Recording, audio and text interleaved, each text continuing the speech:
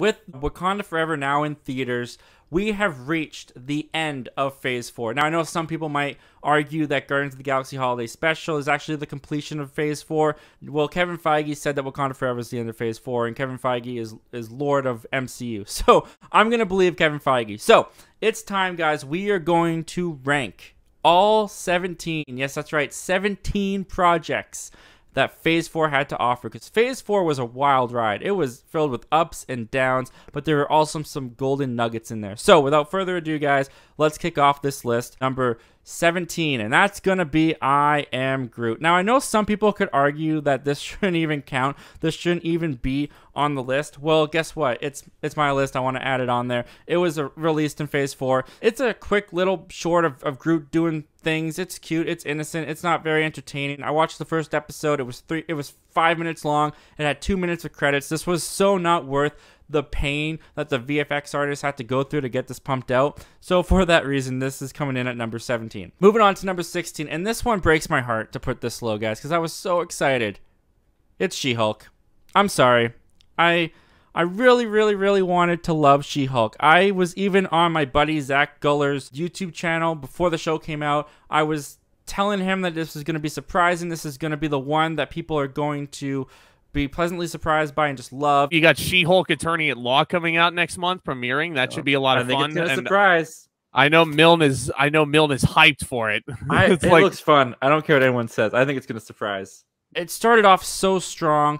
I loved the first episode. I really liked the second episode, but as the show went on, it was just clear that this show felt directionless to me. It tried to be a sitcom, but I didn't find it very funny. It tried to be episodic, but also have a through-line storyline going on that I just felt like the show was a mess. There were some good episodes in it. The Daredevil appearance was fantastic, but up until this point, up until She-Hulk's release, guys, I have never been able to say that I dislike an MCU project. I like more than others. They always ranked from okay to great for me. This is the very first project in the entire MCU that I don't like. I don't want to watch She-Hulk again. I didn't like it. And that really disappoints me, because Tatiana Maslany was so great. Her chemistry with Mark Ruffalo in the first episode was fantastic. The fact that they sent him off kind of sucks, because it really did hurt that dynamic that I was loving. And there were storylines, especially with Hulk's son, that just felt lackluster. I hated the ending. I hated the breaking of the illusion of the MCU with Kevin Feige, the robot that creates the TV shows that She-Hulk's able to manipulate and change the ending. I didn't like any of it. I didn't like it at all. So for that reason, She-Hulk comes in at number 16. Coming in at number 15, we've got What If. There were some fun episodes. I really enjoyed the episode with Hank Pym killing the Avengers. I thought that was great. The Zombies episode was a lot of fun. The Doctor Strange episode was very intriguing. But then you have episodes like Thor partying on Earth. The Killmonger episode didn't really make much sense to me. For the most part, I found a lot of this show to be kind of forgettable. A lot of the what-if scenarios that they did, I didn't feel like were as out there and crazy as I think they could have gone. And when they try to tie it all up at the end and make it this like overarching story, I didn't feel it. I didn't feel like it worked for me. For that reason, I've got What If coming in at number 15. Coming in at number 14, Eternals. Yeah, I know some people loved this movie. I'm sorry. I found this movie to be kind of meandering, kind of long, bloated, too many characters. It wasn't a bad movie. It had an attempt at really bold and out there ideas for Marvel that they've never done before. I feel like the cinematography, the way the movie looks, is beautiful. The action's kind of fun. I do like some of the characters. I thought Sprite was very interesting. I thought Kingo stole the show. I thought that was great. But this movie does crumble in on itself for me for how much weight it puts on itself. Not just the runtime, but the amount of characters, the amount of ideas. Overall, I find this movie quite long and dull at times. Coming in at number 13, another one that kind of disappoints me. Moon Knight. And I'll tell you why this disappoints me so much, guys, is because this Moon Knight show, especially the first episode, was some of my favorite stuff that they were doing on the MCU on Disney Plus at the time. The first episode of Moon Knight is my favorite Disney Plus Marvel premiere episode. I think it's great. It's intriguing. Oscar Isaac, not just in this first episode, but throughout the entire series, is so fantastic. He's phenomenal. Unfortunately for me, while the show had a strong hook, while it had a great character, while it had a great performer in Oscar Isaac, I thought the writing let the show down. I felt like the show lost its way halfway through. I felt like it started to meander. It started to feel rushed. I feel like the Egyptian gods, the introduction to them was not done well. It felt like it came out of nowhere for me.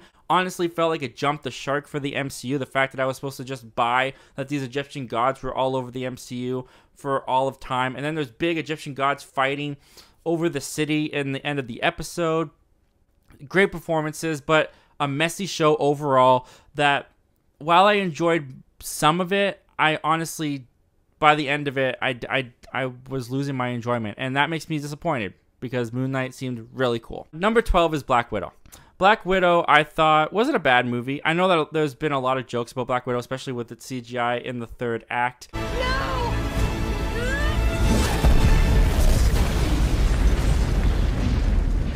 But I enjoyed Black Widow. I thought the introduction to Yelena and the Red Guardian, played by David Harbour, was like the best parts. I enjoyed the family aspect of it all. Scarlett Johansson was great. I liked the grounded feel that it had up until about the third act. I liked the spy espionage feel, kind of taking back to the Winter Soldier and Civil War feel of the MCU. The opening scene, the opening stuff of this movie is some of the most chilling stuff in the MCU with the human trafficking and all that stuff. It's honestly kind of tough to watch, and the music that plays over it is chilling. The villain in this movie, I think, is the weakest of the MCU because I don't remember a thing about him. I think he's even more forgettable than Malekith. But with all these flaws, with all these issues, I still had a lot of fun watching Black Widow. I still have fun watching Black Widow, and I enjoy it. So for that reason, it's coming in at number 12.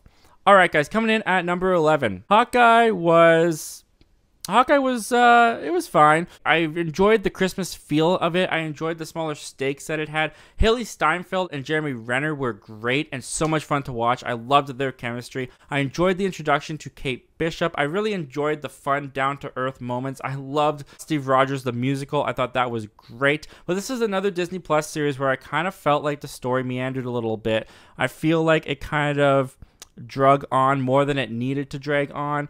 And for that reason, I'm going to put Hawkeye in at number 11. But I still had an overall enjoyable time with it. Coming in at number 10, Loki, everyone's favorite mischievous god. Loki is one that I find very, very interesting. It was the one I was most apprehensive of going into because they're bringing back dead Loki. Did I really want to see Loki again for like the 50th time come back from the dead? The multiverse exploration of it all with the TVA, I thought could get convoluted, but was also very intriguing. But where the show really shined was with Owen Wilson as Mobius, playing off of Tom Hiddleston's Loki. I loved watching those guys together. I ate up their conversations. I could watch them for hours. I can feel the weight of it, and sometimes it feels like it has more weight than it can handle, but I do feel like Loki sticks the landing on its final episode better than any of the other Disney Plus series do. Introducing Jonathan Major, who's coming back as King. It has the most consequential ending of any of the Disney Plus shows thus far for the future of the MCU. I really enjoyed Loki, so for that reason, it's coming in at number 10. Coming in at number 9, Falcon and the Winter Soldier. This is a show on Disney Plus that the more that I think about it, the better it ages for me. I love Falcon and the Winter Soldier. I think that it did have some problems that were out of its control being made during the COVID pandemic, having production shut down, having to rewrite its entire premise of the villains because of the pandemic. Originally, it was supposed to be some disease that was going to get out there, but they couldn't do that with the pandemic going on. But obviously, Anthony Mackie, Sebastian Stan, they're fantastic together in this. Their chemistry is fantastic. Their characters are great. I loved to hate Riot Russell's U.S. agent. He actually became my favorite character in the show as it progressed. I loved him. Cannot wait to see him back in the Thunderbolts. I loved the Winter Soldier and Civil War feel that this gave. And most of all, I really enjoyed Sam Wilson's journey to becoming Captain America. I thought it was done very well. And while this does have some moments where I do feel like it lags, it's not always an exciting show, I do find the show very fascinating, very fun, and I honestly think it's aged better than a lot of the Disney Plus Marvel shows have up until this point. Coming in at number 8, Thor, Love and Thunder. This is perhaps, maybe not even perhaps, this is the most controversial Marvel movie that has ever existed in the MCU. But I can't deny it. I had a ton of fun watching this movie. I accepted it right off the bat as a screwball romantic comedy. The humor worked very well for me. I laughed all throughout my theater experience. I loved seeing Natalie Portman return as Mighty Thor. The way she played off Chris Hemsworth, I thought was some of the best she's ever played off Chris Hemsworth. Christian Bale as Gore the God Butcher was fantastic. Totally underserved. I wish he had more screen time. I wish he had more to do, but what we got I thought was great. Overall, while Thor Love and Thunder went a little bit too silly, too goofy for some people, even I can acknowledge that, I still had such a fun time watching it. It's one that does make me laugh quite a bit. So for that reason, I'm going to put it at number 8. Sue me. Coming in at number 7, Werewolf by Night. This was a Halloween special that was kind of under the radar, I think, for most MCU fans. And it was great. I loved how standalone it was. I loved how it still worked in the MCU. The throwback to the feel of it being part of the 30s and 40s monster horror movie time was a welcomed breath of fresh air in Phase 4. It was short, it was sweet, but it was filled with thrills and kills. And it was just a lot of fun to watch, especially during Halloween time, and especially for a project within the MCU. It was just so uniquely different, and I really enjoyed watching it on Disney+. Coming in at number 6, Miss Marvel may be a little bit lower on a lot of people's list, but I just found this movie or this show to be a very charming coming-of-age story. I fell in love with Kamala Khan and her entire family. That's what I looked forward to coming to every week. It just put a huge smile on my face. I think it's one of the best origin stories that we've gotten in Phase 4. It's one of my favorite new characters introduced into the MCU. I do feel like it had some hiccups here and there. I felt like much kind of like Moon Knight, but nowhere near as severe. I feel like the ending of Miss Marvel was a little rushed, but overall, I really enjoyed this show, and it comes in at number 6. Moving into our top 5, Shang-Chi and the Legend of the Ten Rings. This movie was awesome. I mean, I loved the martial arts choreography fighting in the MCU. Simu Liu and Awkwafina were just such a delight. I loved their friendship. I loved those characters. It's a new side of the MCU that we never explored before. I personally love that they brought Trevor back with the Mandarin twist from Iron Man 3 and continued his story. I thought he really stole every scene that he was in. Ben Kingsley was fantastic. And this, much like Werewolf by Night, was just a breath of fresh air in the MCU. I don't love it maybe as much as other people do, but it's in my top 5, so I really enjoy it. Doctor Strange and the Multiverse of Madness coming in at number 4. People were disappointed with this. It didn't deliver on the title of Multiverse of Madness, but I really liked Multiverse of Madness. I had so much fun with it. I can acknowledge all the flaws it has, but Wanda, Elizabeth Olsen in this movie, she completely makes this movie for me. Her turn to evil as Wanda is so entertaining to watch. Sam Raimi infusing his horror into the MCU was such a treat. The cameos were fun, even though I felt like they may have been a little bit distracting to the rest of the movie. Doctor Strange, he still feels like an avatar in his own movie to me. He doesn't feel like a character that I'm investing in. He just kind of feels like he's there to take me through the story. But I really enjoyed the story he took me through. I thought this movie was just a real entertaining time. Yeah, it's not the strongest in all of the MCU, but in Phase 4, it's one that I had the most fun with. WandaVision is coming in at number 3. This is the show that I believe it kicked off Phase 4 in its entirety. It definitely kicked off the shows on Disney+, and it came out with a bang. It took 2 characters in the Avengers that I never really cared that much about, didn't really get that invested in, and made them A+ characters. Elizabeth Olsen and Paul Bettany shone together in this. I fell in love with their relationship. Even if it wasn't exactly a real relationship, I thought the mystery that they infused into this was brilliant and very enticing. I looked forward to coming to the show every week, counting down the hours to when it was going to come back so that I could find out what happened next. I think this is still the best show that Marvel has done on Disney+. There's only 2 other projects in Phase 4 that got me more excited than watching WandaVision, and one of those is coming in at number 2, Black Panther Wakanda Forever. Going into this, I was nervous because of the uphill battle that they had going on with this. They lost their main character. They lost their main star. They decided not to continue with their main character.